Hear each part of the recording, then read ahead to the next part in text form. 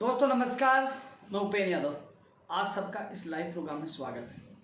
साथियों, आज का लाइव बड़ा महत्वपूर्ण है आज की पूरी घटनाक्रम को लेकर और आने वाले आंदोलन की रूपरेखा को लेकर ये आज का लाइव है।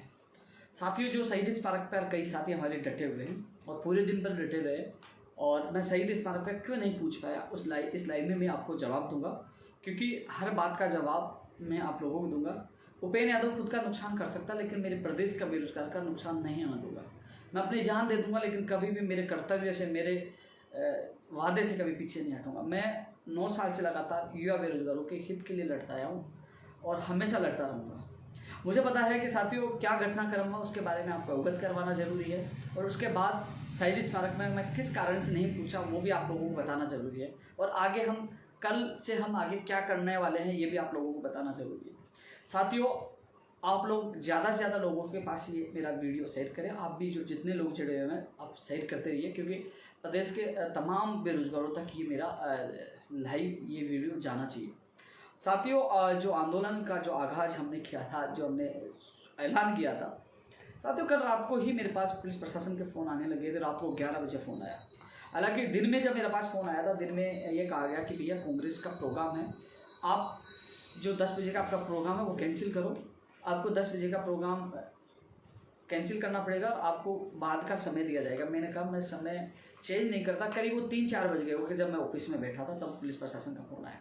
मैंने कहा कि मैं चेंज नहीं कर सकता, क्योंकि मेरे काफ़ी दूर दूर के लोग राजस्थान के जो अलग अलग ज़िलों से हैं वो निकल चुके हैं। ट्रेनों में उन्होंने टिकट बुक करवा लिया है, वो देर रात तक या सुबह तक पहुँच जाएंगे। मैं आंदोलन कैंसिल नहीं कर सकता। एडिशनल एसपी से मेरी डिप्टी ने बात करवाई तो उन्होंने कहा कि एक काम करिए, आप 2 बजे का प्रोग्राम रख लीजिए। मैंने कहा 2 का नहीं, पहले कहा, उन्होंने कहा 5 बजे का रख लीजिए। मेरे को सर सुबह लोग 8 बजे पहुंच जाएंगे, 5 बजे तक कहाँ रहेंगे? हजारों की संख्या में लोग आएंगे, कहाँ भटकेंगे, कहाँ जाएंगे? जिन लोगों को मैंने सुबह बुलाया ऐसा हो नहीं सकता। उन्होंने कहा 2 बजे का रख लीजिए। उन्होंने फिर मैंने कहा साहब 2 भी लेट है। ऐसे जिद करने के बाद हमारे बीच में तय हुआ था कि 1 बजे के बाद आप कभी भी आ सकते हो। तो साथियों, मैंने लाइव में आपको कहा था 12 बजे के बाद कभी भी आ जाना। 1 बजे का मैंने ट्वीट करके आप लोगों को बता दिया था। पुलिस प्रशासन से हमारी परमिशन को लेकर सहमति हो गई है। रात को 11 बजे पुलिस प्रशासन का फोन आया, बोले कि आपका धरना कैंसिल होगा, आपको नहीं करने देंगे, एक भी व्यक्ति नहीं आएगा, मुकदमा दर्ज कर देंगे, ये कर देंगे। साथियों, रात को करीब 4-5 बार फोन आया। उसके बाद मेरे असमंजस की स्थिति थी, लेकिन ये जरूर था कि आंदोलन दबेगा नहीं। मैंने साफ कह दिया, मेरे प्रदेश के युवा घर से निकल चुके, आंदोलन नहीं रुकेगा, आपको जो करना वो करिए। ये आंदोलन न मैं कुचलने दूंगा और न रुकने दूंगा। साथियों, जब मैं सुबह उठा, मुझे शक पहले से था। जब मैं सुबह उठा तो मेरे मकान मालिक ने कहा कि पुलिस आई हुई है। सबसे ज़्यादा मैं धन्यवाद देना चाहूँगा साथियों, आप लोगों ने इतना सहयोग किया, लेकिन मेरे मकान मालिक का जो लड़का है, जो एडवोकेट है, और आंटी जी, अंकल जी, उन्होंने घर में घुसने तक नहीं दिया। साफ मना कर दिया कि अंदर नहीं जाने देंगे, बिना परमिशन आपको नहीं आने देंगे। उसने क्या अपराध किया? उन्होंने कहा वो किराएदार ही तो है, अब किराएदार के पास क्यों नहीं जानते? मकान मालिक का किराएदार नहीं, वो मेरा बेटा है। साथियों, 2-3 घंटे तक पुलिस को अंदर नहीं जाने दिया, पुलिस को बाहर रोके रखा। जिस दौरान जब पुलिस बाहर थी तो मैं आपको लाइव वीडियो के माध्यम से अवगत करवाया। मैंने तमाम मीडिया के साथियों को बोला, सोशल मीडिया पे डाला और मीडिया के साथी यहाँ पहुँच गए थे। मुझे 1 बजे आपके बीच में आना था, मैंने ऐलान कर दिया था। मैंने कहा था कि चाहे मुझे पुलिस रोके, कुछ भी करे, मुझे 1 बजे पहुंचना है। मैं किसी भी हालात से, क्योंकि स्थिति यह होगी थी, मैं मकान के ऊपर से आता तो छत पे भी पुलिस वाले, छत के ऊपर भी पुलिस वाले थे, चारों तरफ चप्पे चप्पे पे पुलिस थी। डिप्टी था, एसएचओ था और चारों तरफ गाड़ियाँ थी, चारों तरफ से मुझे पैक कर रखा था। मुझे पता था कि मुझे खतरा है, मेरे को कुछ भी हो सकता, लेकिन मैंने कहा कि मेरा प्रदेश का युवा बेरोजगार जयपुर आया तो मैं रुकूंगा नहीं, उनके सपनों के साथ खिलवाड़ है, मुझे निकलना होगा। मैं फिक्स 1 बजे घर से जैसे ही निकला, मुझे वहाँ से गिरफ्तार करके सिपरापत थाने ले जाया गया। वहाँ मुझे रखा गया काफ़ी देर। हालांकि पुलिस प्रशासन ने मेरे साथ बदतमीजी नहीं की, न मुझे, हालांकि मुझे आराम से रखा, सच सम्मान रखा। मैं झूठे आरोप किसी पे नहीं लगाऊंगा। लेकिन बाद में मुझे बताया गया कि जो मेरा मुकदमा 5 जुलाई का था, उसमें बोले कि आपको आईडी चाहिए, आपको जमानती चाहिए। मैंने कहा मैं नहीं लूँगा जमानत, लेकिन मैं चाहता तो जमानत नहीं लेता, लेकिन मुझे आगे को इस आंदोलन को जिंदा रखना है। क्योंकि मैं जमानत नहीं लेता, मुझे अंदर जेल में डाल देते। लेकिन मेरे साथी रविंद्र पूछे, उनके आईडी लगाए और मुझे थाने से कोविड-19 का जो संक्रमण का जो मुकदमा दर्ज था 5 जुलाई को, उसमें मुझे जमानत हुई। उसके बाद मैं छूटा, मैं आया। साथियों, मैं घर आने के बाद घर में ऑफिस आया। ऑफिस में कुछ मीडिया के साथी, उसमें कुछ और भी लोग थे मिला। हालांकि एक भ्रांति और फैला दी गई थी मेरे घर तक, वहाँ पुलिस प्रशासन मेरे घर भी गया, घर तक ये बात पूछा दी कि इतना डर स्थापित कर दिया कि एनकाउंटर कर देंगे, फंसा देंगे, मरवा देंगे, कई चीज़ें होगी। तो आपको पता है कि मैं लगातार माफियाओं के खिलाफ आवाज़ उठा रहा हूँ। पेपर लीक, ये जो माफिया एक तरह से माफिया हैं, तो आपको पता है कि किसी के भी माता पिता को डर लगेगा, क्योंकि वो जब वीडियो देखा, सोशल मीडिया पे देखा, तो हालात थोड़ा सा उनके चिंताजनक हो गए थे। वो अवसाद की स्थिति में थे, जब लगातार उनका कॉल मैसेज आना। आप जानते हो कि जिस प्रकार मुझे उठा के ले गए, मुझे पता नहीं चला, 1 मिनट में उठा के गाड़ी में डाल दिया। तो जिस प्रकार मुझे ले गए तो वो चिंतित थे, दुखी थे, उनसे बात करना। फिर सबसे बड़ी बात है कि एक बार इधर आना। ये मेरा छोटा भाई है, जो पिछले कुछ दिनों से यहाँ जयपुर आया, ये बीमार चल रहा है। इसको डॉक्टर को दिखाने के लिए मैं यहाँ जयपुर लेके आया था, मेरे पास डॉक्टर को दिखाने के लिए। ये अकेला मकान में था। ये थोड़ा जैसे ये स्थिति हुई, क्योंकि ये गाँव में रहता है, बीमार था, तो मैं जयपुर लेके आया था। जैसे पुलिस आई, इतना माहौल बिगड़ा, मुझे गिरफ्तार करके लिए अकेला रह गया था। तो थोड़ा स्थिति इनकी भी जिस प्रकार, ये भी थोड़ा सा परेशान अवसाद, क्योंकि पहले से बीमार था। तो ये चीज़ें थी। फिर भी मैं मेरे माँ बाप, भाई, सबको छोड़कर आने के लिए मैं तैयार था। मुझे शहीद स्मारक आप लोगों के पास जाना था। मुझे पता कि आप लोग निकले हुए, कई ऐसे भी लोग थे, क्योंकि साथियों आज संख्या करीब 5,000 प्लस 5 से 10,000 के करीब लोग आए हैं जयपुर में। अलग अलग जगह रुके, उनका इंतजार ये था कि उपेन भाई कब शहीद स्मारक पहुंचे, हम पहुंचे। लेकिन फिर भी 500, 700, 1000 के करीब लोग वहां पहुंच गए, क्योंकि उन्होंने साहस दिखाया और उन्होंने मेरी रिहाई की मांग की। साथियों, मैं आप सबको धन्यवाद दूंगा जो तमाम सोशल मीडिया पर एक रिकॉर्ड किया, करीब 4 लाख के करीब आपने ट्वीट किया, ट्रेंड करवाया, पूरे देश में माहौल गरमाया कि राजस्थान में उपेन यादव को गिरफ्तार किया गया है। रीट और एसआई के लिए लोग प्रदर्शन करें, जो पेपर लीक को आप सारी चीज़ों एक पूरी तरह से आज आप लोगों ने एक ताकत का एहसास सभी राजनेताओं को कराया। और आपको पता है, आपकी ये ताकत हमारे युवाओं के संघर्ष की बड़ी जीत हुई। मुझे रिहा करना पड़ा। जो शहीद स्मारक की जो घटना है साथियों, जब बीजेपी सरकार थी, तब जब मैं आंदोलन करता था, जब आंदोलन में करता था, तो मेरे आंदोलन में कोई भी कांग्रेस का नेता शामिल नहीं होता था। क्यों नहीं होता था साथियों? इन राजनीतिक पार्टियों की, सरकारों की पॉलिसी होती है, यदि कोई राजनेता आपके साथ आएगा तो ये तुरंत आरोप लगाते हैं, आंदोलन को खत्म करने में टाइम नहीं लगाएगी, ये तो उस पार्टी के इशारे पे काम कर रहा है। जब मुझे पता चला कि एबीवीपी के छात्र नेता वहाँ मौजूद थे, वो उस आंदोलन का नेतृत्व कर रहे थे, ऐसी स्थिति में मैं जाता तो मेरे ऊपर आरोप लगता है कि एबीवीपी या बीजेपी के कहने पे मैं कर रहा हूँ, क्योंकि मैं इस आंदोलन को जिंदा रखना चाहता हूँ। पहले दिन से बिना गैर राजनीतिक पार्टी, बिना गैर राजनीतिक मंच, यानी कि शुद्ध बेरोजगारों के साथ मैं आंदोलन करता आ रहा हूँ। एबीवीपी के छात्र हो चाहे बीजेपी के नेता हो, इन्होंने हमारी आवाज़ उठाई, साधुवाद के पात्र है, मैं धन्यवाद देता हूँ। लेकिन मेरी, क्योंकि मैं किसी पार्टी से जुड़ा हुआ हूँ नहीं, ये अच्छा काम करें, युवाओं की आवाज़ उठा रहे, चाहे बीजेपी के दिग्गज नेता हो, चाहे एबीवीपी के पदाधिकारी, चाहे किरोड़ी बाबा जो लगातार युवाओं की आवाज़ उठाते, मैं इनके खिलाफ नहीं, अच्छा काम करें, ये धन्यवाद के पात्र है, ये युवाओं की आवाज़ उठा रहे। लेकिन कहीं ना कहीं मैं, जैसे अब सुनने में आएंगे किरोड़ी बाबा, किरोड़ी जी जो बाबा वहाँ शहीद स्मारक पे, मैं जैसे जाऊँगा ये कहेंगे उपेन यादव किरोड़ी बाबा से मिला हुआ है या बीजेपी से मिला हो, मेरे ऊपर आरोप लगना और इस आंदोलन खत्म होना। क्योंकि मैं कल एक बार हमारे जो संगठन के पदाधिकारियों की मीटिंग करके कल मैं बड़े आंदोलन के ऐलान कर रहा हूँ। पुलिस प्रशासन ने कहला कि आपने अनुमति नहीं ली, जबकि मैंने अनुमति ली थी। मैं कोर्ट के बाद कैसे भी मैं वापस एप्लीकेशन लगाऊंगा, वापस इस आंदोलन को वापस जितना करेंगे, लड़ेंगे, अंतिम दम तक लड़ेंगे। एक बार नहीं, मुझे 1000 बार जेल में डालेंगे, मैं पीछे नहीं हटूंगा। लेकिन साथियों, मैं आपको बताना चाहूंगा कि गैर राजनीति, क्योंकि ये इस चीज को उनको मौका मिलना चाहिए कि उपेन यादव तो राजनीतिक पार्टी का सहारा लेकर जानबूझ के पार्टी को बदनाम कर रहा है, सरकार पर कई आरोप लगते हैं, ये बीजेपी के इशारे पे कर रहा है, ये कई आरोप लगते हैं। तो साथियों, मैं इसलिए मैं शहीद स्मारक नहीं आया, क्योंकि वहाँ एबीवीपी के लोग भी थे, काफी लोग थे, इसलिए मैं नहीं आया। क्योंकि मैं हमेशा, आप लोगों ने देखा होगा, जब मैं बीजेपी सरकार थी तो कांग्रेस के कोई भी पदाधिकारी मेरे नहीं आता। अब कांग्रेस सरकार है तो बीजेपी का कोई मेरा आंदोलन नहीं आता, और यदि भविष्य में बीजेपी की सरकार आती तो कांग्रेस का नहीं आएगा, क्योंकि मैं आंदोलन मेरे बेरोजगारों के लिए करता हूं। और मैं इतना विश्वास दिलाता हूं कि मैं मेरी जान दे सकता हूं, मैं मेरे किसी बेरोजगार के साथ गलत नहीं होने दूंगा, उनके लिए मैं संघर्ष करूंगा। आप सब समझदार हो, क्योंकि राजनीतिक रंग जिस मामले को मिल जाता, कहीं ना कहीं उसकी सफल होने की संभावना बहुत कम होती है। आरोप प्रत्यारोप करते हैं। मैं बाबा किरोड़ी का विरोध नहीं करा, किरोड़ी जी का विरोध नहीं करा, मैं किसी एबीवीपी या राजनीतिक पार्टी का विरोध नहीं करा। उन्होंने आवाज़ उठाई, सहयोग किया, उन्हें धन्यवाद। लेकिन मैं मेरे आंदोलन को जिंदा रखना चाहता हूं, जो मैं पहले दिन से, कोई सी पार्टी हो, मैं बिना राजनीतिक मंच बनाते मैं हमेशा युवाओं के शुद्ध पीड़ित बेरोजगारों के साथ आंदोलन किया, उनको लेकर चलाऊं। और आज भी करीब 10,000, 5,000 प्लस 10,000 के करीब लोग इकट्ठा होने वाले थे, बड़ी तादाद। पुलिस प्रशासन ने जो पूरी खुफिया जो सूचना जुटाई, उनको पता था कि बड़ी संख्या में लोग आएंगे, और आज बड़ी संख्या में लोग आते तो हमने पहले तय कर लिया था कि हम लोग सिविल लाइन्स में कूच करते और वहाँ सिविल लाइन्स में ही जाके हम धरना देते जब तक हमारी मांगे पूरी नहीं हो जाती। उनको पूरा पता था कि इस बार बड़ा कुछ होने वाला, क्योंकि 10 तारीख को, 20 तारीख को हम चले गए, 22 तारीख को हम चले गए और हमने 8 तारीख की लड़ाई का ऐलान किया था। आपने मेरा लाइव में भी देखा होगा। तो पुलिस प्रशासन को पूरा एहसास था कि इस बार बड़ा पंगा होगा। उससे पहले ही चारों तरफ से नजरबंदी कर दी गई। मैं घबराया नहीं, फिर भी मैं आप लोगों के लिए निकला। मुझे लिखित में भी लिया गया है कि भविष्य में आप बिना परमिशन कोरोना गाइडलाइन में आप कोई भी आंदोलन नहीं करोगे, लिखित में मुझसे लिया गया है। लेकिन मुझे एक बार नहीं 1000 बार जेल में डालेंगे, मैं दबूंगा नहीं, न झुकूंगा। मेरे युवा बेरोजगार के लिए मैं लड़ूंगा। जो तमाम लोग साथी, जो मेरे साथी जो मुझसे जुड़े, मुझे अच्छी तरह जानते हैं, वो सब समझ गए होंगे मेरी रणनीति को।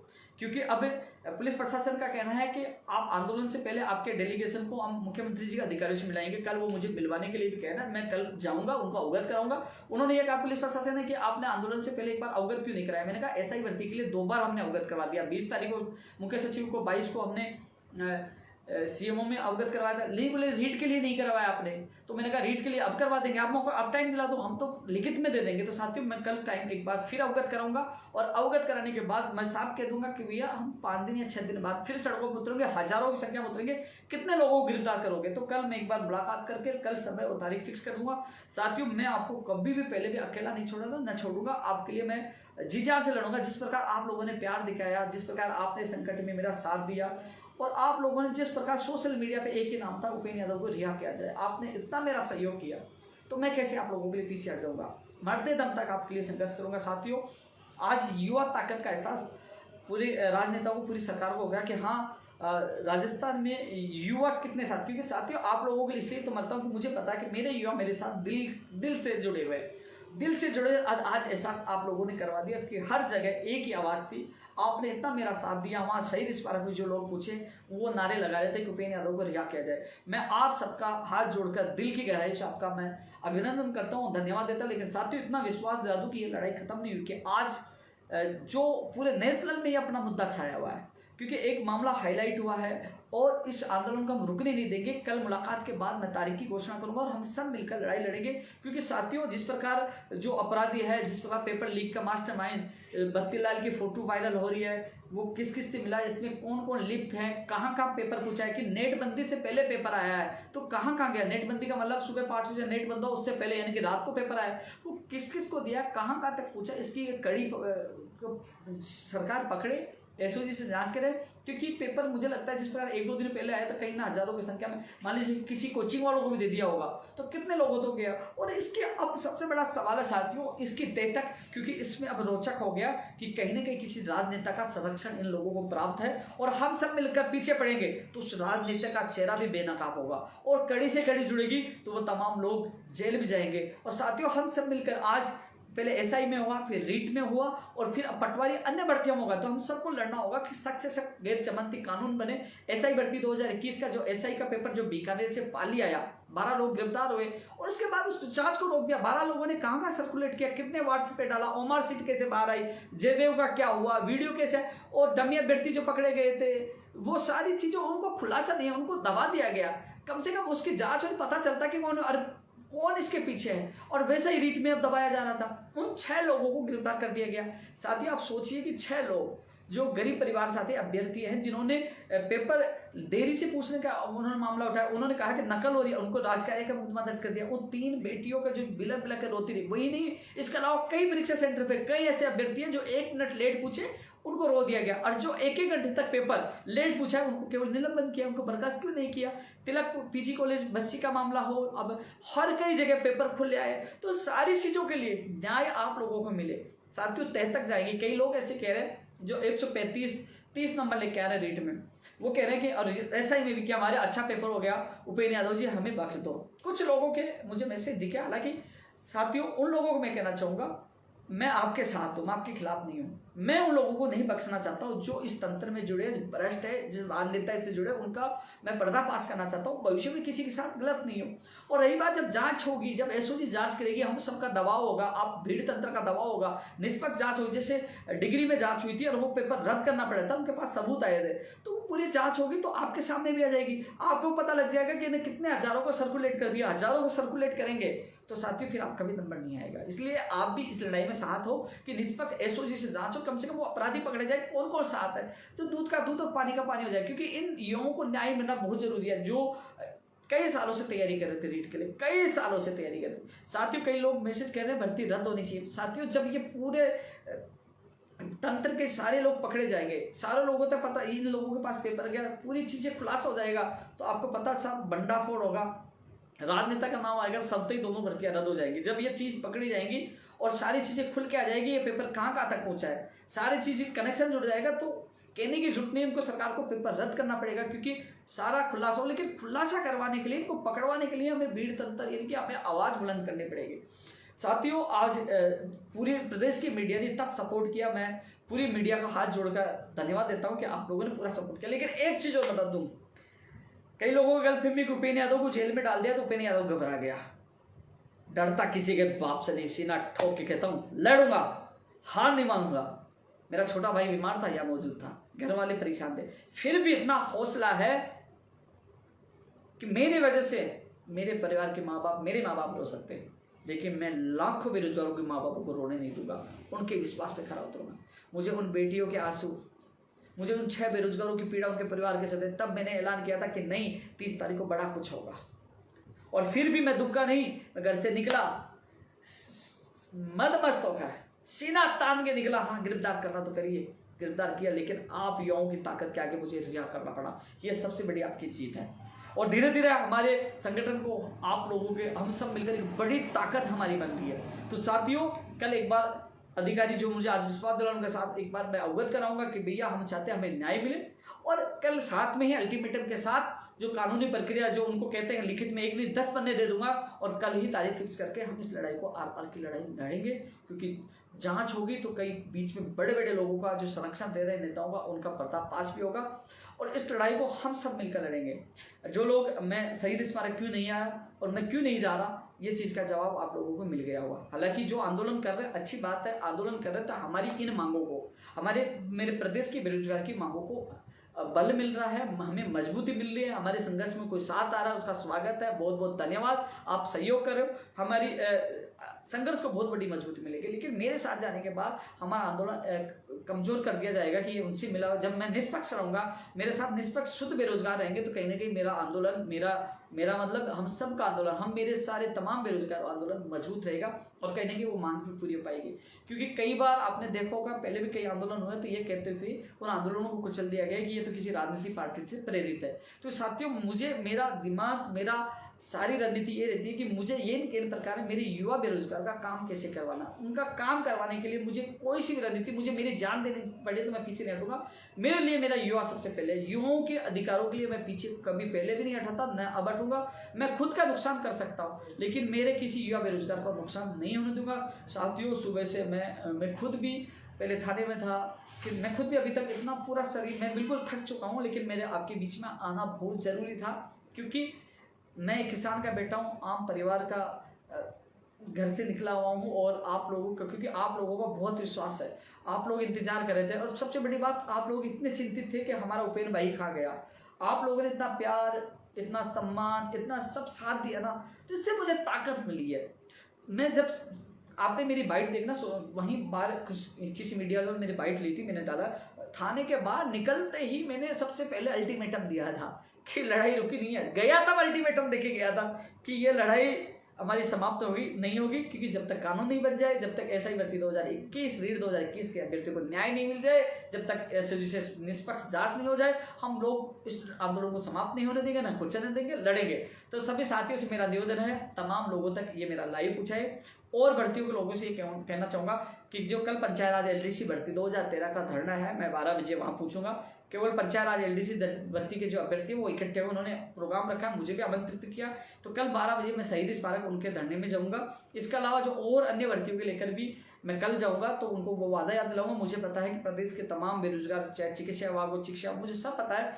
मैं कुछ दिन से मैं 30 तारीख के आंदोलन की वजह से बिजी था, तो आपकी भर्तियों को लेकर मैं आपका लाइव में जवाब ही नहीं दे पा रहा हूँ, लेकिन जैसे मैं अगली बार आऊँगा आपके हर बात का जवाब दूंगा, आपके लिए क्या आपकी स्थिति है, क्या कौन सी भर्ती है, उसका भी जवाब दूंगा। लेकिन सबसे बड़ी बात है, आज सब लोगों ने सोशल मीडिया पर अपनी भर्ती को भूलकर एक ही आवाज थी, उपेंद्र भाई को रिहा किया जाए। और इतना सोशल मीडिया पूरे देश में ट्रेंड होता था, पूरे देश में 1 नंबर पर ट्रेंड होता रहा, तो ये आपकी ताकत है और ये मेरा 9 साल की संघर्ष की असली जीत है। मुझे लगा कि हाँ, मेरे युवा मेरे साथ है। साथियों, आप लोग यूं ही मेरे साथ बने रहे तो मैं आप लोगों के लिए जाने दूंगा, पीछे नहीं हटूंगा, आपके लिए अंतिम सांस तक संघर्ष करूंगा। तो साथियों, आप सबको बहुत बहुत धन्यवाद, आपका बहुत बहुत आभार, मेरे मकान मालिक का विशेषकर आभार और प्रदेश की समस्त मीडिया का बहुत बहुत धन्यवाद, क्योंकि आप आवाज़ बेरोजगारों की बुलंद कर रहे हो और आपकी वजह से आज मैं जिंदा हूँ। सबसे बड़ा रोल मीडिया का है, तो हर चीज़ को उठाकर मुझे बचाने का काम किया है। साथियों, हालांकि इस दलदल में मैं उतरा हूँ, मेरी जान को भी खतरा है, किसी माफिया मेरे पीछे पड़ेंगे और हर रणनीति से कई लोग, बड़े बड़े नेता लोग मुझे फंसाने की कोशिश करेंगे, लेकिन मैं